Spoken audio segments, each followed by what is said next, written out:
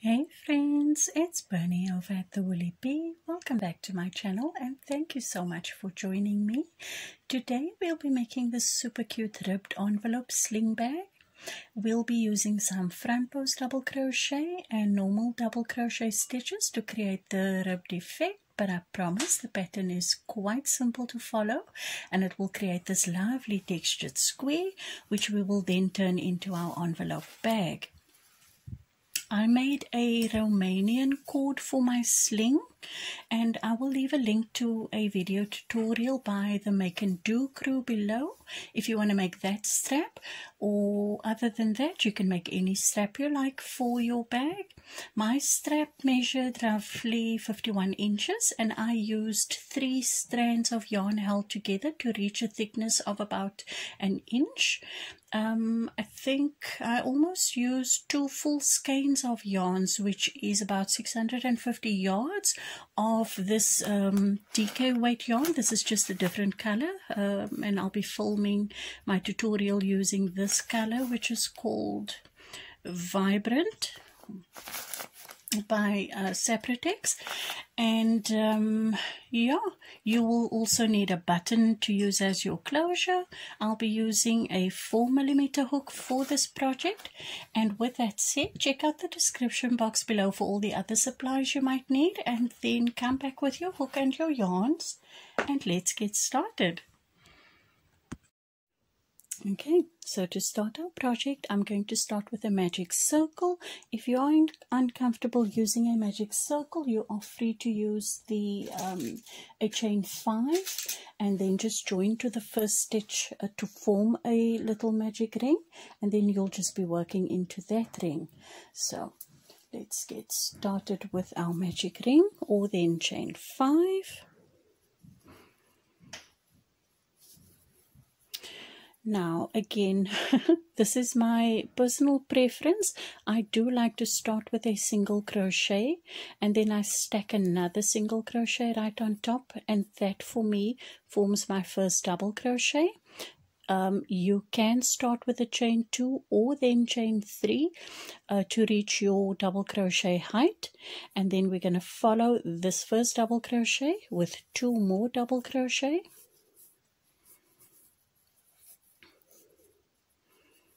Chain 2, 3 double crochet into the ring,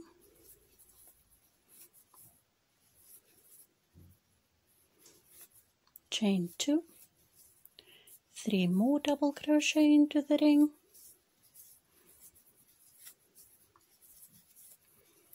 chain 2 for the last time, and 3 more double crochet into the ring. You can cinch up your circle and you will have 4 clusters of 3 double crochet, and for our last chain 2 space we don't do a chain 2, we're going to join with a half double crochet to that first double crochet we made. So yarn over, slide your hook through your stitch, yarn over, and then pull through all those loops on your hook for a half double crochet.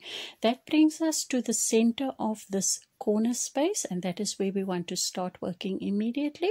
So I'm going to chain 1. You can do a chain 2 or 3, or like me, you can stack a single crochet for your first double, place another double crochet in that same space, and then we're heading over to this first cluster of 3 where we will double crochet into the top of the first stitch and then around the post of that second stitch, from the front around the back, around the post, grab your yarn, pull through and complete your double crochet, and that will be your first front post double crochet of the section. In the third stitch, a normal double crochet. In the corner, place 2 double crochet, chain 2, and 2 more double crochet in that same corner space.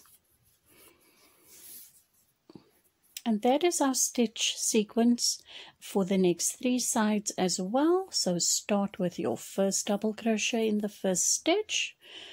The second stitch gets a front post, so hook around the post, grab your yarn and finish your front post double crochet into the third stitch. Now you're in the corner, place 2 double crochet, chain 2, 2 double crochet, and do the next side, do the next corner, finish up the last side, and I will meet you when we head to that last corner.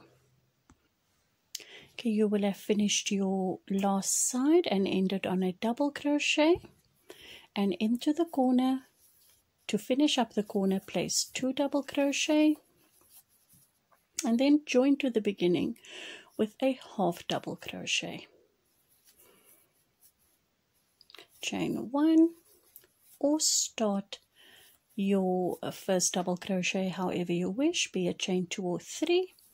Place another double crochet, and that, guys, is the only stitch sequence you'll need to know. You're always going to start on a double crochet in your first stitch. Your second stitch will get a front post double crochet. The next stitch will be a normal double crochet around the front post of the previous round, a front post double crochet, a double crochet in the next, a front post double crochet in the next, and finishing with a double crochet. Into your corner, 2 double crochet, a chain 2 space, and 2 double crochet in the same corner space. I'm going to do this side with you again. Double crochet in the first stitch. The second stitch will get a front post double crochet. The next stitch is a double crochet around the post of the previous front post. Make a front post double crochet, a double crochet, a front post double crochet, ending on a double crochet. Into the corner, your usual 2 double crochet, follow that with a chain 2 and 2 double crochet. Now finish up the stitch sequence for the last 2 sides, and I'll meet you once again at the corner. I've reached my last corner space where I have to still add my 2 double crochet to complete the corner, and then join to the beginning with a half double crochet. Chain 1. I'm starting with my first double crochet. Chain another, do another double crochet in that same space, and let's start our stitch sequence as always. 1 double crochet, in the next 1 front post double crochet, 1 double crochet, and follow that sequence along until you reach the corner. Guys, I do apologize for the poor lighting. I've just switched on my ring light, and I hope that helps. But let's continue with this side. I finished, sorry, when I left you, I was on my front post double crochet. So now I'm just placing a normal double crochet, a front post double crochet in the next, front post in the next, double crochet, front post double crochet, and then your last double crochet for the side. Into the corner space, 2 double crochet, chain 2 and 2 double crochet. So that is the stitch sequence to follow from here on and throughout this whole square. And you'll end on a final measurement of roughly 15 inches for your square. So for me, that's normally between 14 and 15 rounds. So do go ahead, finish up your square, and then we'll join up again when we are ready to put our little bag together. Okay guys, I'm back, and my square measures 15 inches across, and for me that actually ended up being 16 rows with a 4mm hook. And I'm quickly going to weave in the 2 ends I've tied off, and I'm just going to do that very quickly. This is where the magic circle was made, and that is that end. And I like to tie a knot just to secure that end. And then I'm simply going to weave it in. I'm in the back of the work. I'm going to weave it in around those initial clusters of 3 double crochet, back and forth.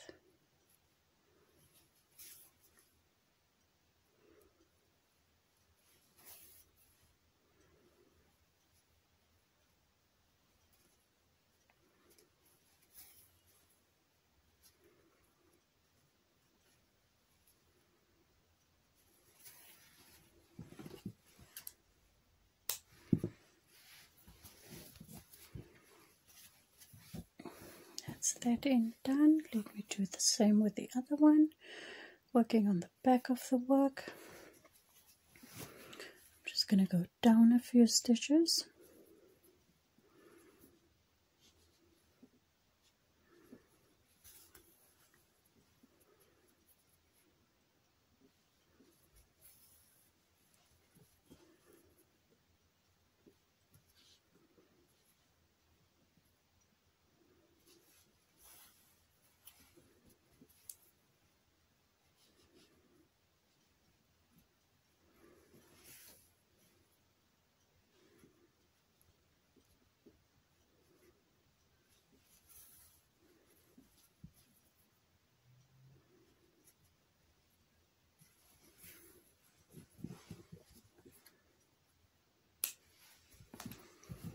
And that is our square done. Now this square of mine is just too big for my camera setup to show you what I mean when I say let's fold it.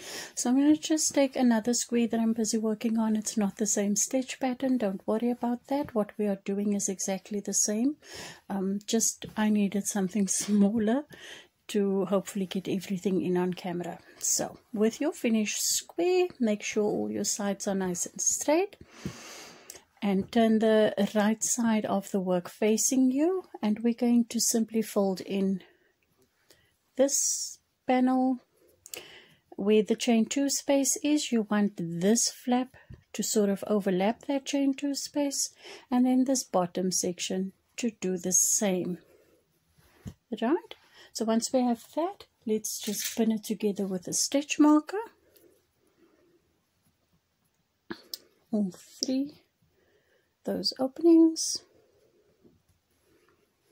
And we're going to start sewing from this bottom just across and then to the other side. So I'll show you what I mean by that. Sorry, not sewing, crocheting together. So on this tiny square, I have a side that measures 24 stitches. That's not counting the 2 chains at the end here. So I need to have 12 on the one side, 12 on the other side to sort of crochet them together.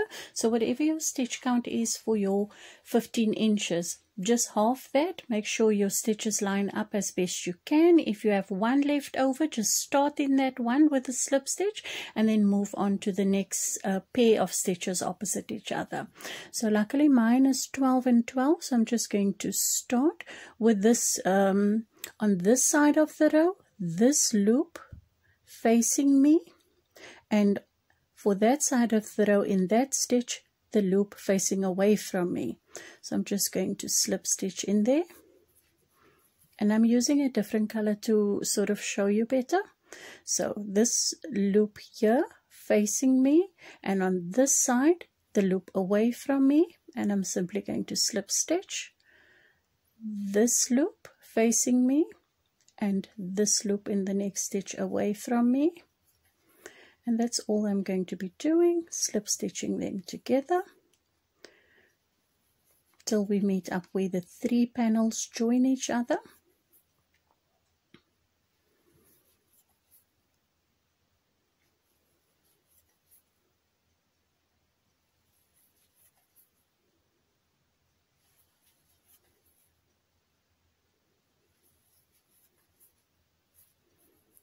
I'm in that last stitch, just find the corresponding stitch over there. And now we are in that join. So we want to work across all three of them. So since they are tied together, I'm going to grab this one in this loop, the other one, and then that third one as well. And I'm going to just slip stitch right through all of them. Just remove that marker.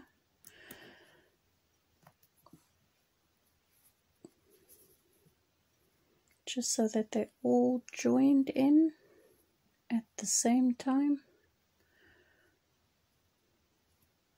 Sorry, my yarn is splitting. I don't want to drop anything. There we go. And now I'm on to this panel over here, and I'm going to do the same thing.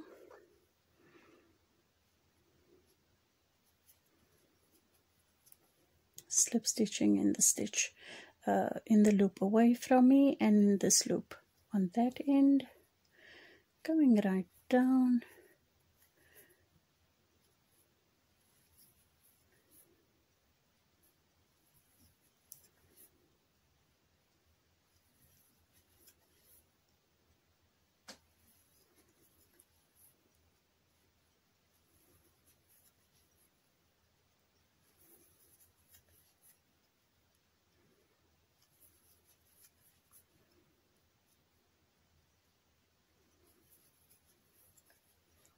And my last one. Cut off your yarn, tie a knot, and that will be that. Turn your work back inside out, and that is what you should have. You can weave in those ends.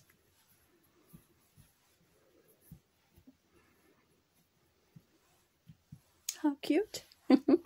And then for the last panel, we're simply in this ugly join, we're simply going to attach our button, flip that over. You don't even need to make a buttonhole because that chain 2 space will allow you to slide it over your button. There you go. So what I'm going to do is just finish up my bigger panel so that I can come back and then show you how to attach your handles or your sling. Okay guys, I'm back. I've assembled my bag. I've not yet attached my button because I need to attach my handles, my strap handles here in this corner, and I find that this flap is a little bit on the long side, so I might move my button from here down to about here depending on what this flap length will be after I've attached these straps. So now for the strap, if you're going to be doing the Romanian strap like I did, please leave a really nice long tail about 20 to 25 inches before you start. I'm doing a triple stranded strap to give me a nice and thick sort of texture. So that's what I'll be doing. So let me go ahead, finish up my strap, come back, let's attach it and finish up our little bag. Okay guys, I finished my strap, and make sure that your strap is not twisted in any way. And then on either side, I'm simply going to pinch off almost an inch of the fabric. Just that little corner there, it looks like a little ear. And I'm going to grab that long end tail that we left. I'm simply going to pull it through a few stitches.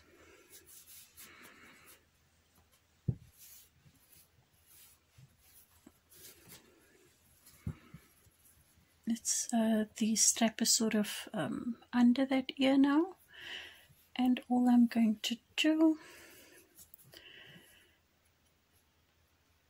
is thread that long tail that we left at the start of our strap. I'm just going to thread it through those stitches for a few turns.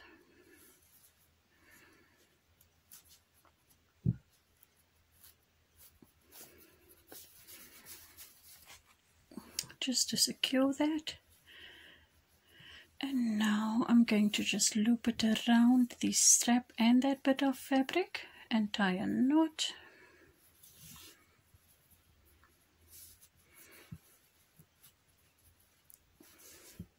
Do that again. Just loop it around, tie a knot.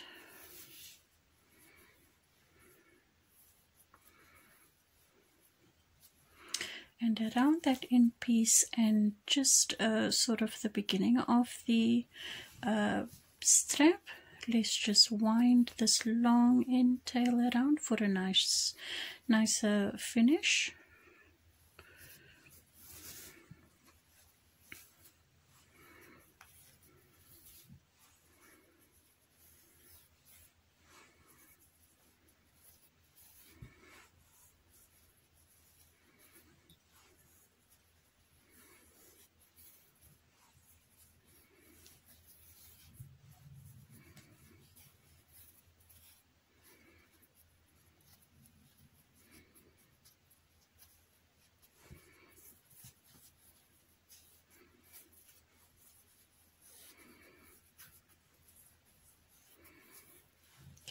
I'm just going to thread that through my tapestry needle so that we can hide these.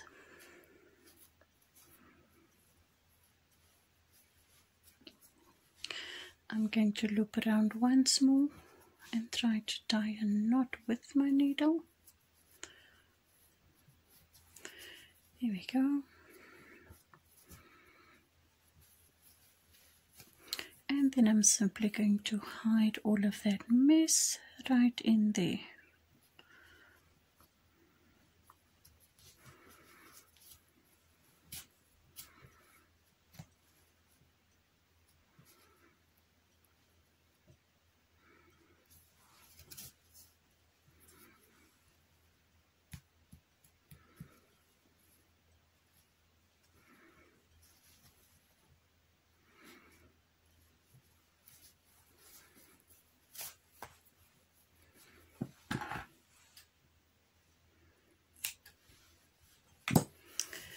And that is what our strap end would look like on the one side. Let's just do the same on the other, taking care not to twist the strap.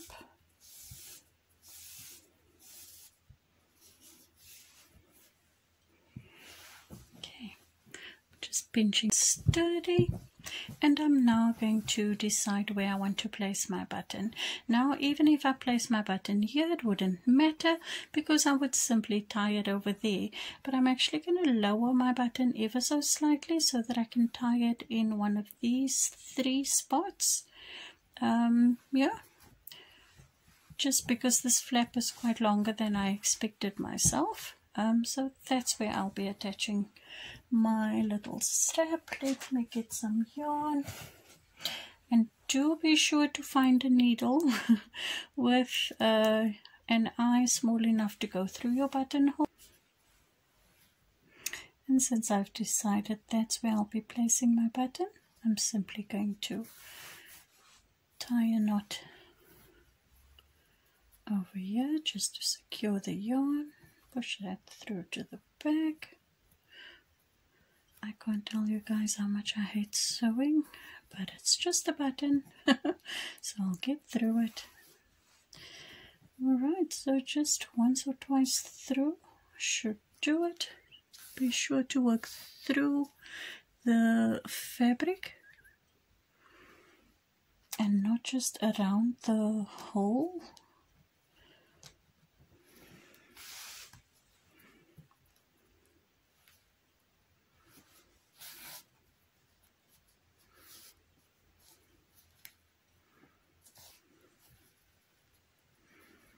I'm going to just push my needle through there, right next to the holes in the button.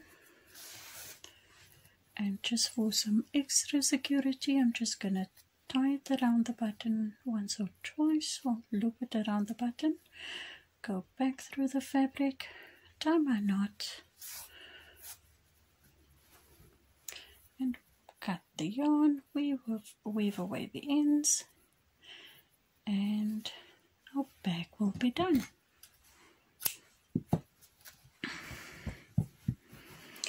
So now I can, as I stuff my bag, if it fills up, I can move my closure from this first hole.